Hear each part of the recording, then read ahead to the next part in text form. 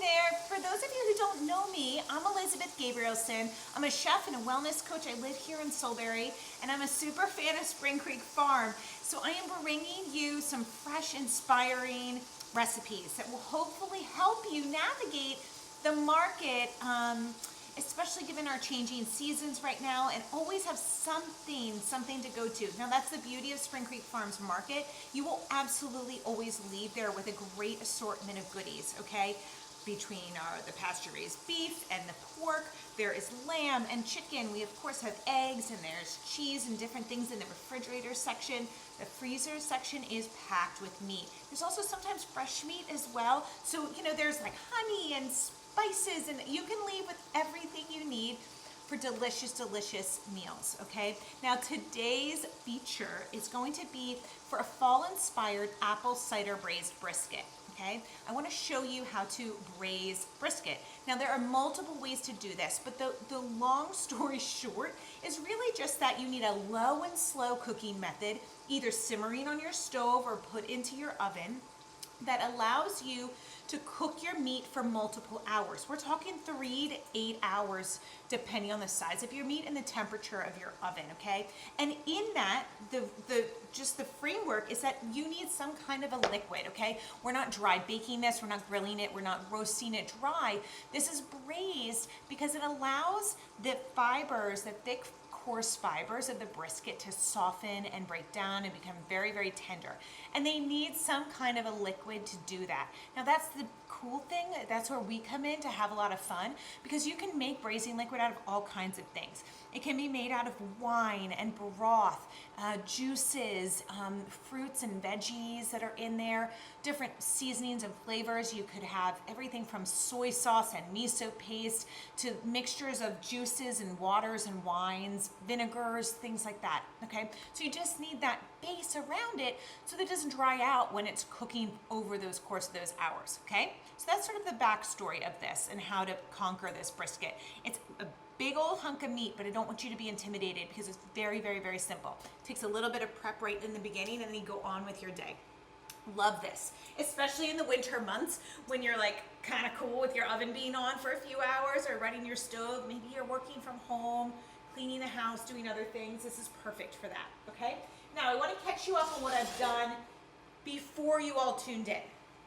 What I did was, first, in my Dutch oven here, or a roasting pan, on the stove top, I sauteed together a bunch of onions, 3 large onions. I had yellow, I believe they were yellow and red onions, okay? And a couple of large apples, okay? So this is that perfect season to get some onions from the market, and then local apples, which are oftentimes at the market as well, okay? So this will add some sweetness. We're gonna add this to our meat on top. Then what I did was I just salt and peppered my brisket, and I seared it on all sides. I browned it. That's all you missed, okay? Very, very simple. So what I have here now is a very browned, delicious brisket that is ready for our next steps. They are as follows, okay? So I have my few large onions and my apple mixture that I sauteed just in some olive oil. I put some salt on it because I like to do that when I'm sauteing onions, okay, to soften it. I'm gonna put this right on top of my meat.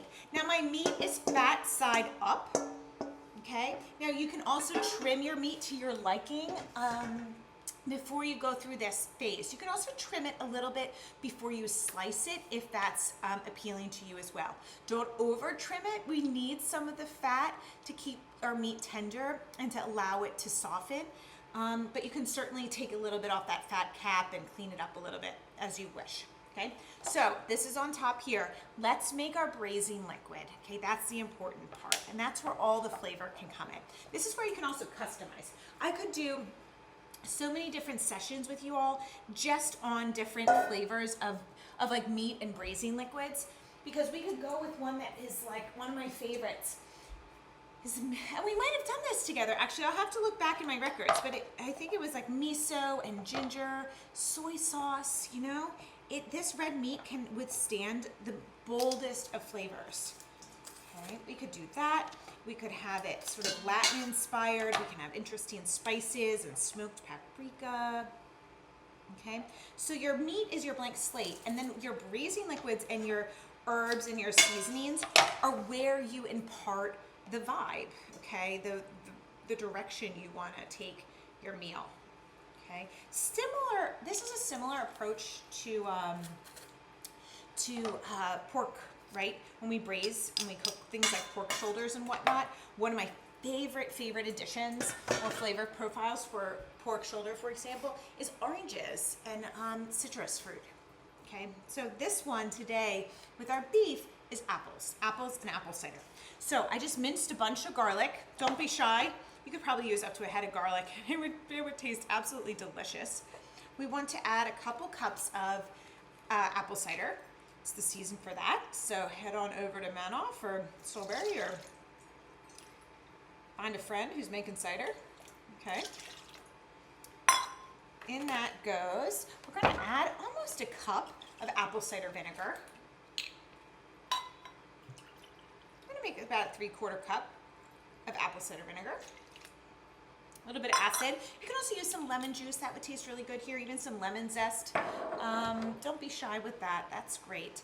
The next thing I'm going to add is a couple tablespoons of Worcestershire sauce.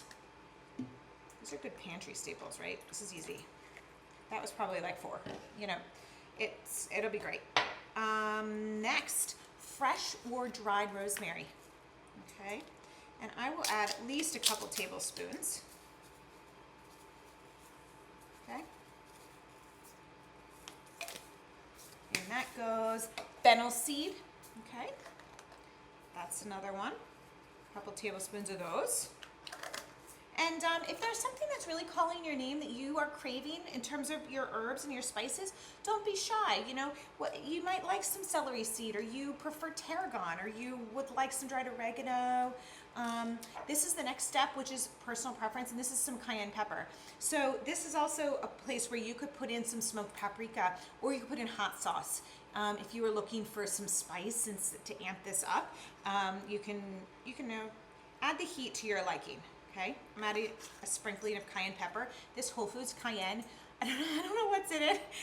It is the spiciest cayenne I have used in a really long time, and every time I use it, I find that I overuse it. So I'm being judicious. We can always add more later if we'd like. Okay.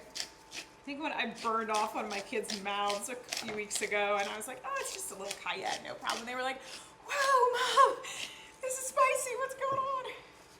All right, a little bit of salt and pepper. Let's whisk this together. And then, as you're probably guessing, the next step is simply pouring it around our mixture here of our beautiful brisket and our colorful, very purpley onions and apples. Okay. Now, if at any time, for whatever reason, maybe your lid isn't very tight or your oven's on really warm, whatever it is, you feel as if your brisket's drying out and you're losing braising liquid, you can add broth, you can add more apple cider, you can add some water, okay? Do not stress, all right? It's all in there, can you see? And then what I'm going to do is I'm going to cover it and put it in the oven. Now, chefs have different opinions on what temperature you should have your oven. I'm telling you, from my perspective, it should be anywhere between about 220 to 300. Some people braise at 225 for low and slow. We're talking 7-8 hours. That's great. If you feel like your window's a little shorter, I want you to amp that up a little bit closer to 275, even 300 if you need to, okay? But I want you to have the ballpark mindset of about at least an hour per pound of meat that you have. The lower your temperature, it'll go up to closer to an hour and a half, okay? And you kind of can't, as long as there's liquid in here, simmering away with the beef either in the oven or on your stovetop, you almost can't overcook a brisket, okay? If it's in with these juices and it's tender and lovely, then you don't worry about that end of the spectrum. You just need to be sure you're cooking it enough so that you can slice it and it's soft and it's delicious and it's melt in your mouth, okay? If it's not there yet, then you just need a little bit more time, okay? And contact me with any questions because it is super simple once you get this down, okay? So what I'm gonna do now is I'm covering this up. This is in my Dutch oven and it's gonna go in the oven. I'll set my timer for dinner time, okay? Now, if you wish to add one more little step. You may, if there's like a couple more hours left of cooking time and you want some extra veggies, you can like go in, take the lid off, maybe add some turnips or carrots or parsnips or potatoes or something kind of nestled around the side, and cook those off for the last hour or two. Okay, so I personally don't add them right in the beginning for the vegetables that I want to maintain their integrity a little bit. You may, they'll be like soft and delicious and caramelized, but you can also in a few hours add in some root veggies to make this just a one pot fall meal. Okay, fall, winter is coming. I'm in denial, but it's coming, all right? Be well, have a wonderful week. I'll see you at the farm. And as always, reach out to me when you have questions, flag me down, say hello. I would love to connect with you, okay? So happy cooking, happy apple cider brisket time. All right, talk to you soon.